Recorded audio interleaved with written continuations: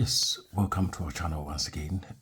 In our last video, we were preparing to do the Renters' Right Act to go into details, but there is a more important file that is trending at the moment, and so much has been gathered on this file, and so I felt the need to make this video to share some opinion on the issue of the Epstein files.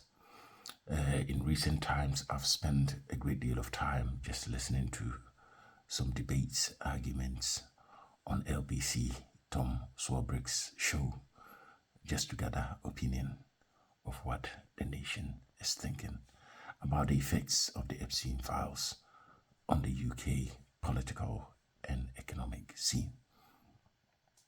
And so this is going to be a quick video. So hopefully you can follow the line of arguments here. So the Epstein files, the question nobody is asking: how the Epstein files threatens UK political and economic stability, February 2026. The question nobody is asking: the notion that when US sneezes, the UK catches a cold is true. The notion that UK is the 51st state of America may be true, and the recolonization of the UK by the US may be a reality.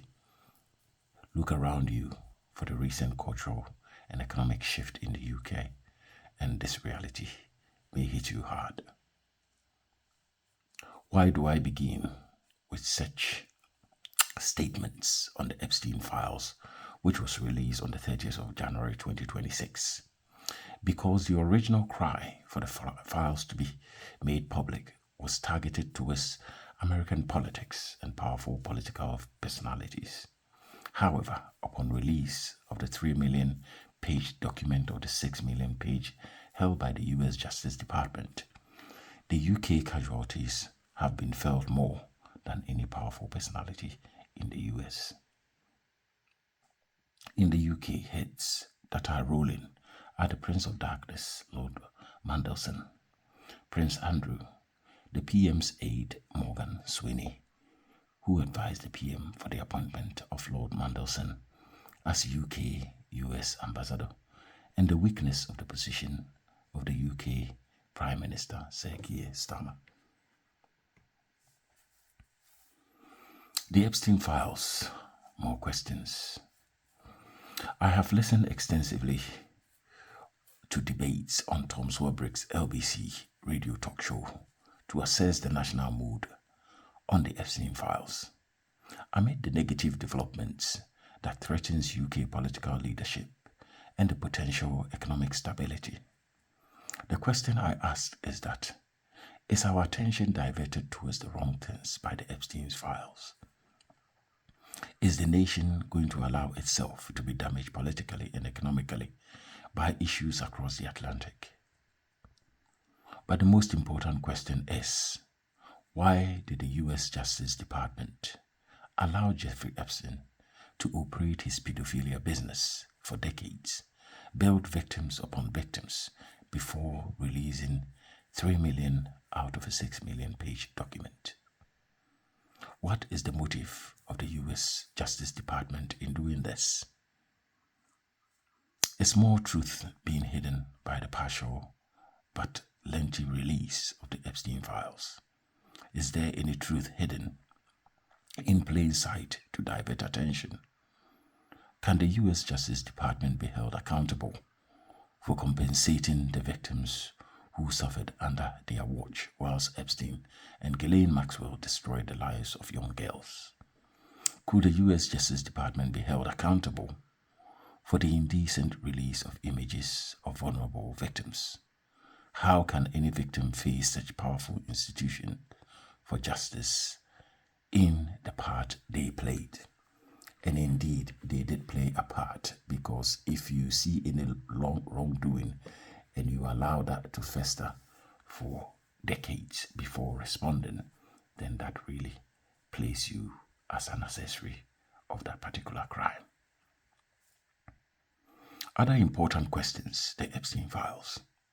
Other important questions that could be raised here in the UK are, How authentic are the images that is being used to damage the character of the alleged abusers, considering the age, photo editing, and the use of AI in modern times? As we live in a culture where people can accuse others to damage their character and reputation of others without punishment, if the accusations are deemed unfounded, should we exercise restraint and dig for facts before we jump to exercise judgment?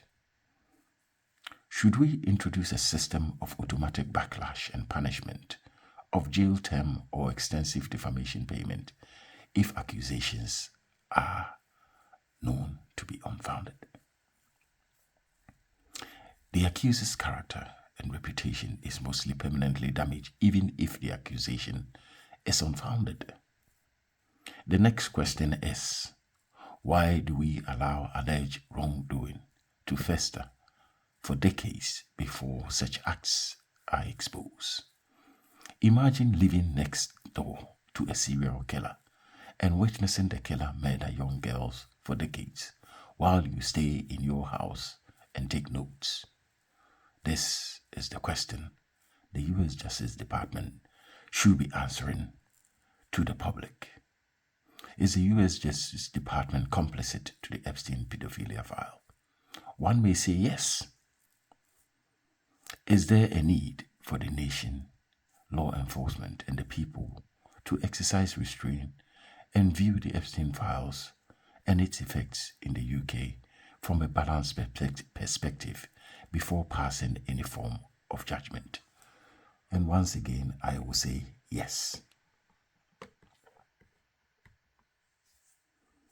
Challenging your thinking, critical thinking on the Epstein files.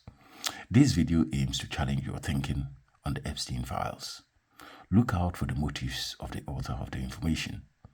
What is the author trying to achieve? What is the author trying to hide in plain sight? Are you being swayed to a particular thinking? How are we willing to allow ourselves to be led in a certain direction of thought?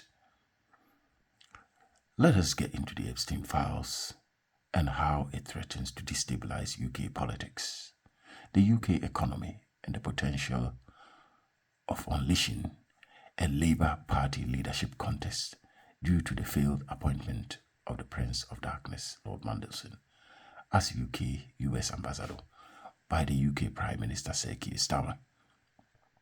The second part of the video will look at the disgraced Prince Andrew. Are the allegations against him absolutely true?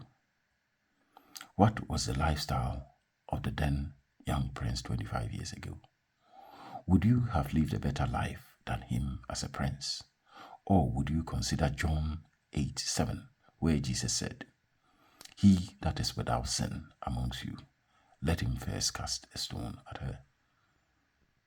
What is the state of the heart of Prince Andrew now? Is he willing to tell the public what he remembers of the past and ask the public for forgiveness? How is his family and ex-wife featured in this? How is the whole Epstein saga affecting Prince Andrew and his children? These are all questions that we should be thinking about amid these developments. So what future awaits UK Prime Minister Sir Keir Starmer?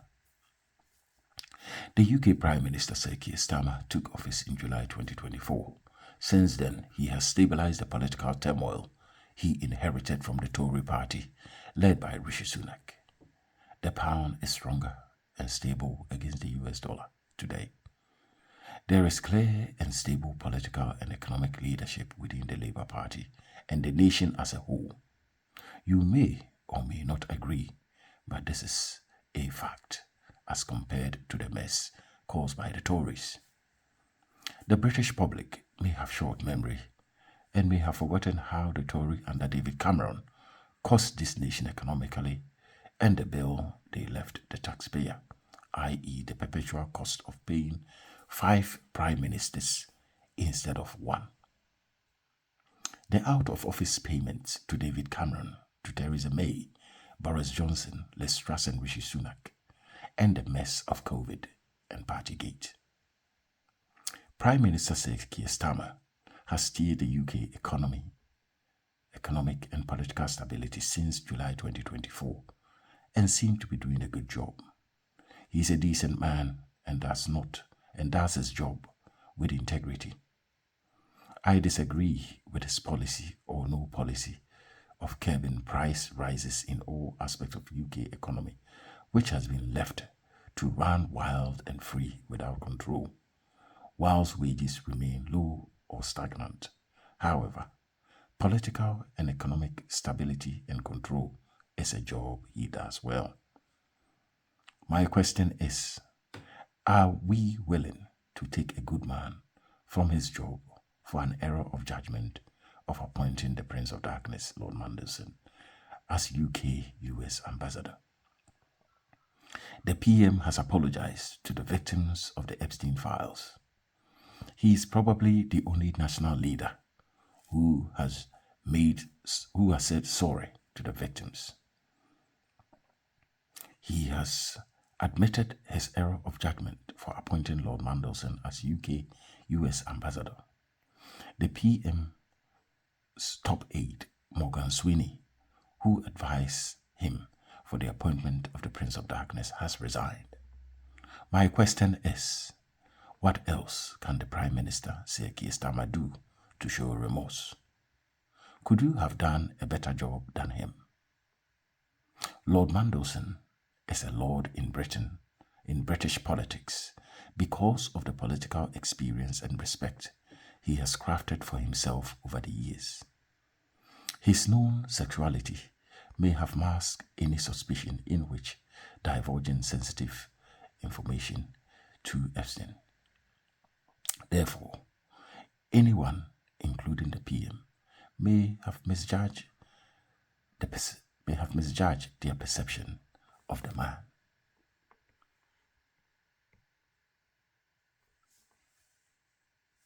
Now, who was the best man to handle the US chaotic trade wars? Lord Mandelson, the Prince of Darkness. Did Britain need a political heavyweight or a political novice to face the chaotic US political stance in the trade wars? It is natural that the state of chaos with the US trade wars required an experienced British heavyweight politician to handle UK trade and business interests across the Atlantic. The Prince of Darkness, Lord Mandelson, without knowing what we know now, was a definite choice to handle business. Between 2018 and 2023, I had an opportunity to chauffeur Lord Mandelson on about 4 occasions. What was my opinion of the man? How did he present himself? Would I have employed him as UK-US ambassador based on his work experience, business acumen, and political flair? And the answer is a yes. Would I have expected him to leak national sensitive information to a third party or Epstein? And the answer is a no. Am I surprised of the allegations against him? And the answer is a yes. Could I have spotted any great concerns about Lord Mandelson? And the answer is a no. The simple fact remains that if Peter Mandelson was not respected in British politics, he would not be honoured as a lord. Should the political witch hunters leave the Prime Minister Keir Starmer alone? And I will say the answer is a yes. Now, in conclusion, these are some of my remarks concerning Prime Minister Sir Keir Starmer and his appointment of Lord Mandelson, the Prince of Darkness, as the UK-US ambassador. So I will conclude by saying, let us support our Prime Minister to carry on with his work. Should the half-truths and the 3 million of the 6 million page document by the US Justice Department result to the UK suffering this unwarranted political and economic stability? I will say it's a no. We shouldn't allow ourselves to destabilize our political leadership and our economic stability for this half-truth release of documents. We must get our critical thinking hat on. That's right. And look into this issue properly before we exercise judgment. The reality is that if things go wrong, it is us, the UK taxpayer, that will pick up the bill. Let us wise up and challenge and get our critical thinking hat on. The PM has done enough to say sorry to the victims of the Epstein files and said sorry to the nation for his error of judgment of appointing Lord Mandelson as UK-US ambassador. Let us keep our political and economic stability and allow the law to process Lord Mandelson in a manner that is restrained and factual. Thank you for watching this channel. If you do have any alternative strong arguments, please make that known in the comments, but be respectful, be polite in the way you give your comments. As we open this debate, we're just trying to gather the mood of what people are thinking and what kind of judgments should be exercised when we see this type of information emerge from the Atlantic. In a way, many are calling for the full 6 million page documents to be released.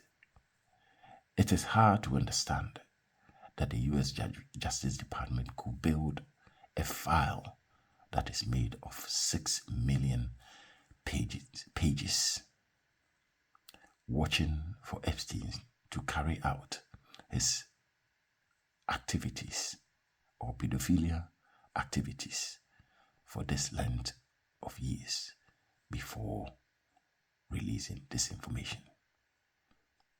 Should they be answering to the public their actions of allowing Epstein to operate for this long before informing the public? This is the question that I think the public should be asking.